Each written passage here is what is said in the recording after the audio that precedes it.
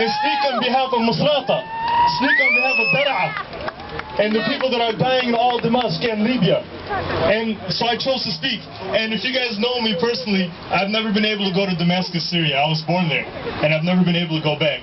And this 1 year, I got a green light to go back, alhamdulillah. But it looks like it's going to be shattered because I'm speaking here today. But you know what? What's a vacation compared to a dead person? Huh? What's a vacation? And inshallah, if I get to go in June, it will be free and we'll all see each other there. The Syrians, inshallah. But I'd like to make a point that the Syrian community should not be afraid. The Syrian community should take a point from the Libyan community and realize that they were not afraid. And they're there battling every day. And just because you are not from Dar'a or Hama or from Homs, does not mean you are not Syrian. Does not mean you don't stand with humanity. And inshallah, we all stand with humanity today. And you who are here today have shown that you have the courage to stand. Because so what if you lose a vacation in Syria for this? So what if you don't get to your family for a little bit? But what's the point of seeing your family when they can't even speak in their own government? When you go and they tell you to shut up. What's the point of that? And that's why we're here today. Inshallah. For 50 years now, Syrian people have not been able to speak, have not been able to talk, have not been able to go out to the streets. But 11-year-olds.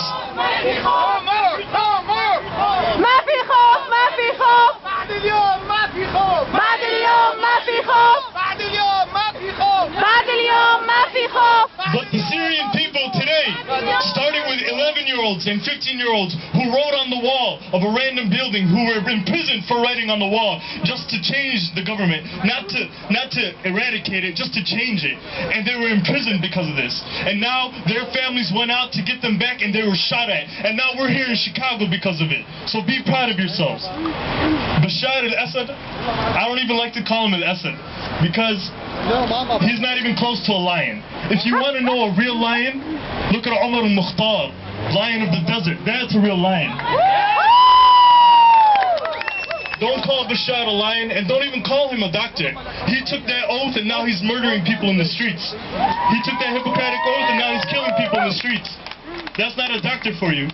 But alhamdulillah, we will stay tall, we will still stay strong, inshallah. And for Bashar, we heard your comments recently. We heard what you said. And we're here standing in Chicago telling you that that's not enough. Not enough. That's not enough for the people of Dar'a. That's not enough for the people of Syria and the whole community. Inshallah, we want more. And if you are a human being, and if you know anything about justice, you know what's going on in Libya, and what's going on in what used to go on in Mosul, and what's going on right now in Syria is not justice. It's not even close. So inshallah, you guys can stand firm. Tell your people to come out. Tell them, encourage them not to be afraid.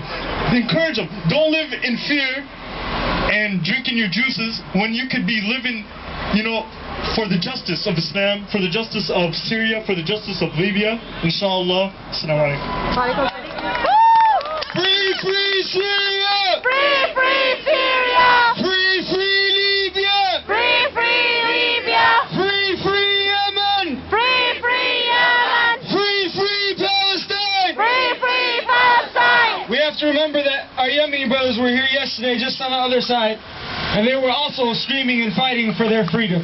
So we always have to remember that the whole Middle East now will be free soon, and we will get to travel the whole Middle East without having any problems, inshallah.